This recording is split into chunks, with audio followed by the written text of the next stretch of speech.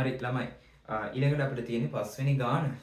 මේ ගණන් මම හදන්න කලින් ඔයා try කරලා බලලා ඉවරලා හදන ගණන් හරිද කියලා බලන්න. හරිනේ. ඔන්න Na2CO3. Na2CO3 තියෙනවලු. අපෙන් අහනවා මේ මවුල 1ක, මවුල 2ක, මවුල 0.5ක, මවුල 0.2ක ස්කන්ධ කීයද කියලා අහනවා. හරි. අපි දැන් මෙයාලගේ දන්න දේවල් මොනවද? මවුල ගාන අපි අවස්ථා හතරම දන්නවා. අපිට තව මොකද්ද හොයාගන්න පුළුවන් තොරතුරු? මෙයාගේ මෞලික ස්කන්ධය හොයාගන්න පුළුවන්. කොහොමද? සෝඩියම් දෙකක් තියෙනවා ළමයි. සෝඩියම් එකක ගාන 23යි. එහෙනම් 23 ඒවා කීයක් ඕනද? 23 ඒවා දෙකක් අපිට ගන්න පුළුවන් නේ. හරි. ඊළඟට කාබන් කීයක් තියෙනවද? කාබන් 12යි. 12 ඒවා 1යි. ඔක්සිජන් කීයද ළමයි? 16යි. 16 ඒවා 3යි. හරි. දැන් මේ ඔක්කොගෙම ස්කන්ධය කීයද බලන්න. එකතුව කීයද බලන්න. 23 ඒවා දෙකක් කියන්නේ 46යි. මෙතන 12යි. මෙතන 16 ඒවා 3ක් කියලා කියන්නේ 16 ඒවා 3ක්. 48යි නේ. 6 වරක් 3 18න් 8 එකක් ඉතිරි. 3 ගණක්කේ 3යි 3යි 1යි 4යි 48ක් තියෙනවා. හරි. හරි. මෙතන 48යි. හරි. 48යි 12යි කියලා කියන්නේ කීයද ළමයි? 48යි 12යි කියලා කියන්නේ 60යි.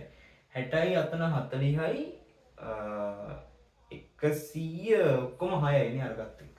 නම් මෙතන එනවා 106යි GMOL ඍණ 1. හරිනේ? හරි. හරි දැන් බලන්න ආදේශ කරන්න. n සමානයි simple m බෙදීම capital M. මවුල ගාන කීයද? මවුල ගාන අපිට එකේ දීලා තියෙනවා මවුල 1යි කියලා. 1යි MOL. හරි. අපි දන්නේ නැත්තේ කවුද? ස්කන්ධය simple M. ඒක තමයි අපි හොයන්න ඕන. M කීයද අපි ඒක හොයාගත්තනේ. 106යි G MOL ඍණ 1. හරි. දැන් අපිට M තනි කරගන්න එපා. M තනි කරගන්න නම් මේක හරස් ගුණිතය දාන්න ඕන. හරිද? ඔන්න හරස් ගුණිතය දැම්මම පස්සේ මේක එනවා මෙතෙන්ට. ඒ කියන්නේ M සමාන වෙනවා. මෙයා මෙයාගෙන් ಗುಣ වෙන්න ඕන.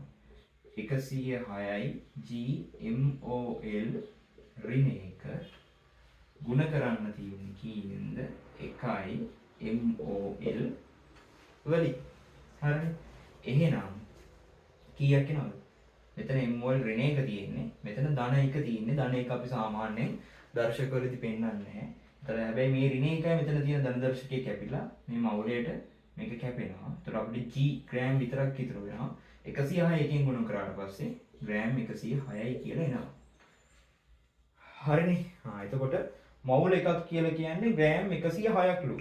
ඉතුරු ටික හදන්න ඕනද? ඉතුරු ටික හදන්න ඕනේ ඕකෙන් ගන්න පුළුවන්. ඒ වගේ ප්‍රශ්නයකට දැන් උත්තර ලියන්නේ මෙන්න මේ විදිහට කියලා මම ඔයාලට දැන් කියලා දෙන්නම්. කියන්නේ අපි එක හොයාගත්තනේ. ඊට පස්සේ ලියන්නේ කොහොමද කියලා ඔන්න මම දැන් කියන්නම්. මේක පොඩ්ඩක් බලා ගන්නකෝ. හරි. හරි. හරිනේ. හරි නිවරන්. එක මවුලයක් ළමයි ග්‍රෑම් කීයද? 106යි ග්‍රෑම්. අරකට නොදා කෙටියෙන් ගන්නත් පුළුවන් මේ. මෙතන මේ මවුලයට ග්‍රෑම් 106යිනේ. මවුලයට කියන්නේ මවුල එකකට. ඉතින් මෙතන ඔයාලට තියෙන්නේ ඒකම තමයි. මවුල එකකට ග්‍රෑම් 106යි. එහෙනම් මවුල දෙකකට කීයක් වෙන්නේ නැද්ද?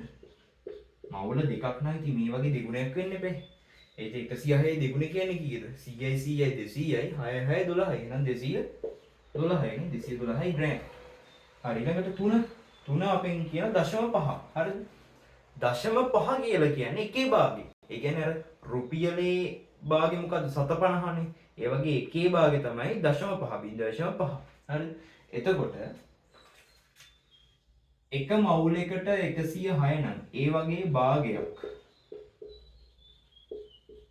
ස්කන්ධය කීයක් වෙනවද? 106ේ භාගිනේ. එතකොට 106ේ භාගය කියලා කියන්නේ බෙදලා බලන්න ග්‍රෑම් 53යි. හරිද? ඊළඟට අපෙන් අහනවා 0.2 මවුලවල ස්කන්ධය කීයද කියලා. මේ බලන්නකෝ. මෙහෙමනේ 106යි ග්‍රෑම් වෙන්නේ කීයකද ළමයි? 106යි ග්‍රෑම් වෙනවා එකක. හරිද? නැත්නම් මෙතන මෙහෙම ගන්න පුළුවන් මේ 0.5කනේ 53 ආවේ. එහෙනම් දශම එකක කීයක් එන්න ඕනද? දශම 5ක 53 නම් හරිද? දශම 5ක 53යි. දැන් දශම එකක ඉන්න නම් 50 දැන් දශම 5 හැදෙන්නේ දශම 1ව 5කින්නේ. ඒතර අපිට ගන්න ඕන දශම 1. දශම 1 ගන්න නම් අපි දශම 5 කීයෙන් බෙදන්න ඕනද? 5න් බෙදන්න ඕන. ඒතර මේ පැත්තත් 5න් බෙදුවා. අපිට එහෙනම් මේ පැත්තත් කීයෙන් බෙදන්න පුළුවන්ද? 5න් බෙදන්න පුළුවන්. හරි. ඔන්න දැන් 5න් බෙදුවා. දැන් 53යි g කියන එක 5න් බෙදුවම පස්සේ අපිට එන්නේ මොකද්ද? 1.1. හරිද? හොඳට මතක තියාගන්න. 1.1 තියෙන මවුල ගන්න. දැන් මෙතන අහන්නේ මොකද්ද? දෙකකනේ. එහෙනම් මේ බලන්න. 1.1 මෙච්චර ගාණක් තියෙනවා නම් නේ දෙකක මේ ගාණ වගේ කීයක් වෙන්න ඕනද? දෙගුණයක් වෙන්න එපානේ. එහෙනම් මේක කොහොමද හදන්නේ? 53යි ග්‍රෑම් වල දෙගුණය කියලා කියන්නේ මේක 106යි ග්‍රෑම්. ඔන්න 106යි ග්‍රෑම්. ඕක බෙදන්න ඕන 5න්. බෙදුවට පස්සේ 0.2ක තියෙන ග්‍රෑම් ගාණ එනවා. හරිද? ඒක පේන්නේ නැහැ නේ. හරි. ඒක 106යි ග්‍රෑම්. බෙදන්න ඕන කීයෙන්ද? 5න්. හරිද? හරි. මේක බෙදුවට පස්සේ 0.2ක මවුල කියන මවුල 0.2ක තියෙන ස්කන්ධය එනවා. හරි. ඒක බෙදලා බලන්න. හරි. ඕන බෙදලා බලන්න මේ 106 බෙදන්න මේ 5න් බෙදන්න. 5න් බෙදුවම පස්සේ 2යි. පසලක් 2 10යි. 6ට 5 1යි. පසලක් 5යි. මෙතන කීයක් එනවද? එකක් එනවා. 10ට 2යි. 21.2ක් එනවනේ මේකේ. මෙතන. මෙයාට මේ 21.2යි ග්‍රෑමයක් එනවා. හරි. ඔය විදිහට තමයි හදන්නේ. පොඩ නතර කර හදලා බලන්න. හරි. ඊළඟ ගානට යමු.